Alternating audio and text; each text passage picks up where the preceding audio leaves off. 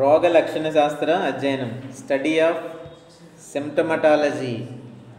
రోగ లక్షణ శాస్త్ర అధ్యయనం అన్నమాట. Study of సిమ్టమటాలజీ. సిమ్టమ్స్ ఏవైతే ఉంటాయో దాన్ని బట్టి మనం దాన్ని అధ్యయనం చేసేటువంటి విధానము. అంటే ఎలాంటి సిమ్టమ్స్ మనకు కనిపించాయి అనే దాన్ని బట్టి రోగాలను మనం అధ్యయనం చేస్తూ ఉంటాం. దీంట్లో చూస్తే వ్యాధి జనకాలు అతిదేయ మొక్కలకు ఆశించినప్పుడు వాటిలో రకరకాల చర్యలు కనపడతాయి.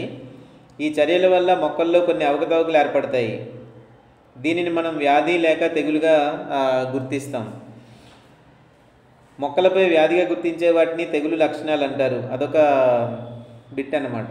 మొక్కలపై వ్యాధిగా గుర్తించే వాటిని తెగులు లక్షణాలు అని అంటారు. అంటే నార్మల్ మొక్క, ఆరోగ్యవంతమైన మొక్క, తెగులు సోకిన మొక్క, రెండింటి మధ్యలో ఉండే తేడా ఉంటుంది కదా, దాన్నే తెగులు లక్షణాలు అంటారు.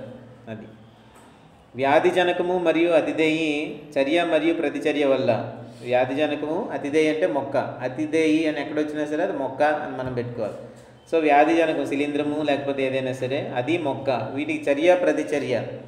సో చర్య ఉంటుంది, ఎల్లుగానే ఇది దాని మీద జర్మినేట్ అవ్వడానికి ప్రయత్నం చేస్తుంది.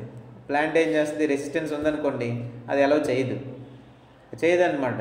అది దానికి రెసిస్టెన్స్ లేదనుకోండి ఆకు మొక్కకి, వెంటనే అది అలౌ చేస్తుంది. దేనికి అలౌ చేస్తుంది, దాని తాలూకు హైఫా డెవలప్ చేసుకోవడానికి. డెవలప్ అయిన తర్వాత దాని నుంచి ఆహార పదార్థాలు తీసుకోవడం అంతా కూడా జరిగిపోతుంది. చర్య ప్రతిచర్య అన్నమాట. కాబట్టి ఇది అంతా దేని మీద ఆధారపడి ఉంటుంది అంటే దాని రెసిస్టెన్స్ మీద ఆధారపడి ఉంటాయి. రెసిస్టెంట్ అయితే దానికి ఏమీ జరగనివ్వదు, రెసిస్టెన్స్ కాదనుకోండి అలౌ చేస్తుంది. అలా అన్నమాట. దాన్ని ఏమంటామంటే చర్య మరియు ప్రతిచర్య అని అంటున్నాం అన్నమాట. తెగులును గుర్తించే స్ట్రక్చర్స్ను గుర్తులుగా నిర్వచించవచ్చు. సో తెగులును గుర్తించే స్ట్రక్చర్స్ ఏవైతే ఉంటాయో వాటిని గుర్తులు లేదా సైన్స్ అని మనం నిర్వచనం చేయవచ్చు. తెగులును గుర్తించే అంగాలను డాష్ అంటారు అని.